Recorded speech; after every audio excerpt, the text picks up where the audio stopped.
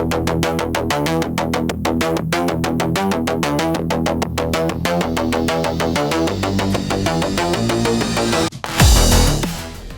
নয়, দুইবার নয়, জর্ডানের মার্কিন ঘাঁটিতে পর পর 7 বার ড্রোন হামলা চালালো ইরান। খামেনির স্পষ্ট হুঁশিয়ারি, হিট অ্যান্ড রানের দিন শেষ। ওয়াশিংটনের 50,000 সেনা মোতায়েন সত্ত্বেও কেন কাঁপছে পেন্টাগন? জানতে হলে পুরো ভিডিওটি শেষ পর্যন্ত দেখুন।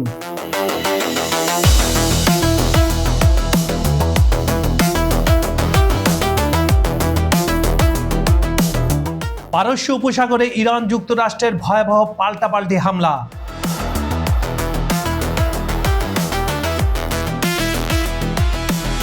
পার্সিয়ান গলফ জুড়ে মার্কিন যুক্তরাষ্ট্র ও ইরানের মধ্যে ভয়াবহ পাল্টাপাল্টি সামরিক হামলা শুরু হয়েছে।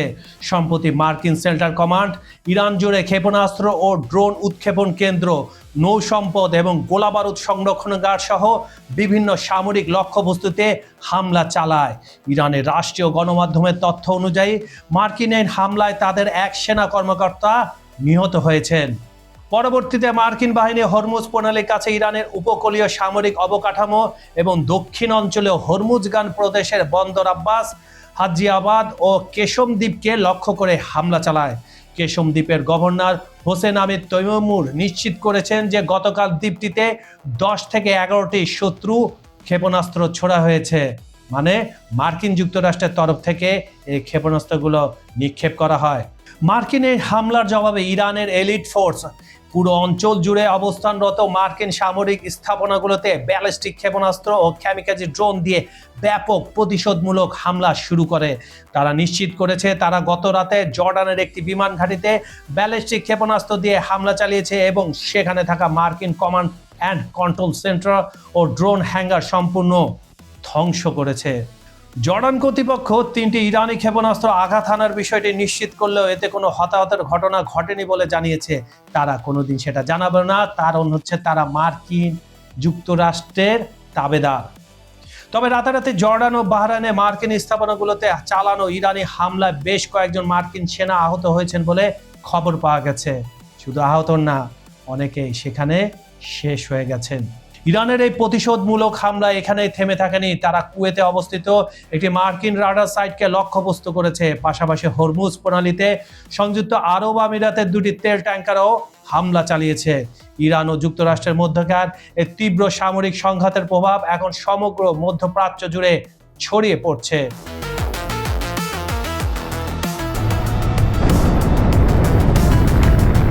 সামরিক বিশ্লেষকরা উদ্বেগ প্রকাশ করে জানিয়েছে, পরিস্থিতি যেভাবে নিয়ন্ত্রণের বাইরে যাচ্ছে তাতে এই যুদ্ধ অত্যন্ত দ্রুত নতুন নতুন অঞ্চলে ছড়িয়ে পড়তে পারে। যেভাবে আমরা গত 40 দিনের যুদ্ধে দেখেছিলাম, শুধু মধ্যপ্রাচ্যে না, মধ্যপ্রাচ্যের আশেপাশেও যুদ্ধটা ছড়িয়ে গিয়েছিল। জর্ডানে মার্কিন ঘাঁটিতে ইরানের 7ম দফার ড্রোন হামলা।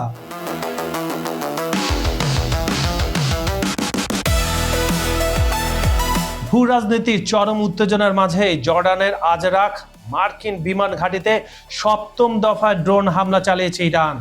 তেহরানের সামরিক সদর দপ্তরের তথ্য অনুযায়ী মার্কিন সামরিক অধিদপ্তরের প্রতীক হিসাবে পরিচিত এই ঘাঁটিটি এখন ধ্বংসস্তূপে পরিণত হয়েছে। হামলায় মার্কিন বাহিনীর এক ফাইটার যুদ্ধবিমান, সৈন্যদের আবাসন এবং বিশাল অস্ত্র ভাণ্ডার পুরোপুরি গুঁড়িয়ে দেওয়া হয়েছে। ইরান স্পষ্ট বার্তা দিয়েছে তাদের সার্বভৌমত্বের ওপর কোনো আঘাত আর বিনা জবাবে হজম করা হবে না। সামাজিক যোগাযোগ মাধ্যমে আপনি গেলে দেখবেন ইরানি মিলিটারি এবং সিভিলিয়ানরা যেসব ভিডিও আপলোড করছে, সেখানে দেখা যাচ্ছে বাহরাইনের বিমান ঘাঁটির মার্কিন সদর দপ্তরে কি করুণ দশা, সঙ্গে কুয়েতেরও। এই ড্রোন হামলার পর হরমুজ প্রণালীকে ঘিরে চলমান সংঘাত এক ভয়াবহ রূপ নিয়েছে। ইরান পরিষ্কার ভাষায় জানিয়ে দিয়েছে, ওয়াশিংটনের আগ্রাসন বন্ধ না হওয়া পর্যন্ত আন্তর্জাতিক বাণিজ্যের এই গুরুত্বপূর্ণ নৌপথটি সম্পূর্ণ বন্ধ থাকবে। এর ফলে বিশ্ব অর্থনীতিতে তেলের যোগান নিয়ে গভীর উদ্বেগ তৈরি হয়েছে। তেহরান স্পষ্ট করে দিয়েছে, নিজেদের পানি ও আকাশ সীমার পবিত্রতা রক্ষায় তারা পিছু হটবে না এবং যে কোনো যুদ্ধের হুমকি উপেক্ষা করতে তারা অটল।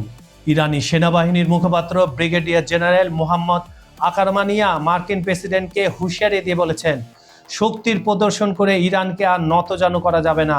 অস্ত্রের ভাষার জবাব এখন অস্ত্রের মাধ্যমেই দেওয়া হবে। বিবৃতিতে সর্বোচ্চ নেতা আয়াতুল্লাহ আলী খামেনির ঐতিহাসিক উক্তি স্মরণ করিয়ে বলা হয়, হামলা করে পার পাওয়ার মানে হিট অ্যান্ড রান যুগ কিন্তু শেষ। একের পর এক 7 বার সফল হামলার পর ওয়াশিংটনের নীতি নির্ধারকদের কপালে এখন চিন্তার ভাঁজ পড়ে গেছে। এই সংঘাতকে আঞ্চলিক সীমানা ছাড়িয়ে এক বিধ্বংসী বিশ্বযুদ্ধের রূপ নিতে যাচ্ছে, সেই আশঙ্কা এখন থমথমে পুরো বিশ্ব।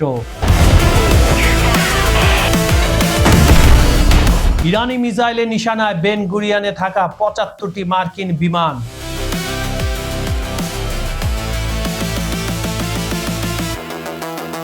মধ্যপ্রাচ্যে চলমান তীব্র উত্তেজনার মাঝে ইসরায়েলের প্রধান বিমানবন্দর বেন গুরিয়ানে মোতায়েন করা যুক্তরাষ্ট্রের 75টি জ্বালানি ও কার্গো বিমান এখন ইরানের সম্ভাব্য ক্ষেপণাস্ত্র হামলার মুখে পড়েছে।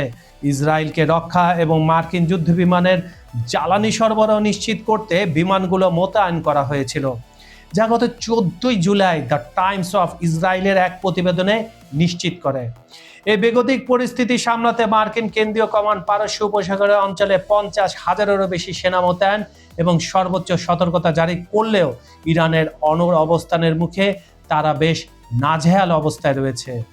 সামরিক বিশেষজ্ঞদের মতে তেহরান থেকে মাত্র 1600 কিলোমিটার দূরে অবস্থিত বেন গুরিয়ন বিমানবন্দরে যে কোনো মুহূর্তে হামলা চালাতে পারে ইরান। দেশটির সামরিক বহরে থাকা অত্যন্ত শক্তিশালী ব্যালিস্টিক মিসাইল খোররাম শাহ 4 প্রায় 2000 কিলোমিটার রেঞ্জে নিখুঁতভাবে আঘাত হানতে সক্ষম। ফলে ইসরায়েলের এই প্রধান বিমানবন্দরটি সহজে ইরানি মিসাইলের আওতায় চলে এসেছে। ইতিমধ্যে ইরানের ড্রোন ও ক্ষেপণাস্ত্র হামলার মুখে পড়ে বিমানবন্দরটির আকাশসীমা সাময়িকভাবে বন্ধ করতে বাধ্য হয়েছিল বেনিয়ামিন নেতানিয়াহুর সরকার। বর্তমানে মার্কিন বিমানগুলো অন্যত্র সরিয়ে নেওয়ার পরিকল্পনা স্থগিত করায় চরম বিপাকে পড়েছে ইসরায়েলি বিমানবন্দর কর্তৃপক্ষ। বিমানবন্দরে অতিরিক্ত সামরিক বিমানের উপস্থিতির কারণে স্থান সংকট দেখা দিয়েছে, যার ফলে সাধারণ যাত্রীদের প্রায় 50,000 ফ্লাইটের টিকিট বাতিল হওয়ার শঙ্কা তৈরি হয়েছে। ফলে একদিকে যেমন মার্কিন বিমানগুলোকে ঘিরে চরম সামরিক ঝুঁকি তৈরি হয়েছে, অন্যদিকে আবার বেসামরিক বিমান চলাচল খাত বড় ধরনের অচল অবস্থার মুখে পড়েছে। বন্ধুরা, তাহলে কি আসলে বিশ্ব এক মহাবিধ্বংসী যুদ্ধের দোরগোড়ায়? একদিকে আমেরিকার 50,000 সেনা, অন্যদিকে খামেনির একের পর এক ধেয়ে আসা ড্রোন আর ব্যালিস্টিক মিসাইল। ওয়াশিংটনের দম্ভ চূর্ণ করে ইরান তো স্পষ্টই বলে দিয়েছে, আঘাত করে পালিয়ে যাওয়ার দিন এবার শেষ। এখন দেখার বিষয় পেন্টাগনের এই কাঁপুনির শেষ কোথায় গিয়ে ঠেকে। আন্তর্জাতিক রাজনীতির এই রণক্ষেত্রের প্রতি মুহূর্তের গরম খবর সবার আগে পেতে এখনই আমাদের চ্যানেলটি সাবস্ক্রাইব করে রাখুন।